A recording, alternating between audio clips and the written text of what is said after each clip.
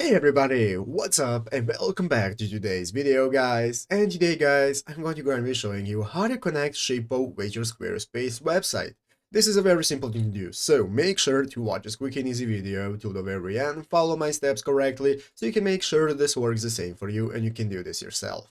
But yeah guys, let's get straight into it. So the first thing you want to do is to go ahead and open up the official squarespace.com website right here if you've not already, and after opening up, you'll be greeted by this main page right here where you want to go ahead and log into your account. So after logging into your account, you'll be greeted by your dashboard right here where you can find all the websites we have. So what you want to do is to go ahead and open up the website that you want to connect to Shippo. So I'm going to open up this website right here. And so I'm going to open up this new main page right here. Now we can get started. So this is our main page where we can get started with opening up our website. So what you want to do guys is to get started by adding and connecting your services. And to be able to do that, guys, we are going to go ahead and open up the extension store where we're going to go ahead and find Shippo. So, guys, you want to go ahead to the official extension store right here, squarespace.com/extensions, and you want to go ahead and find the Shippo application. So here is Shippo, guys, and now all we need to do to connect it to our website and connect Shippo and Squarespace is just go ahead and click the connect to site button right here. After clicking connect to site, as you can see, it's going to enable us to connect Shippo, allow Shippo permission, and you just want to click allow. And after clicking allow, guys, it's going to go ahead and connect it to your website, as you can see right here.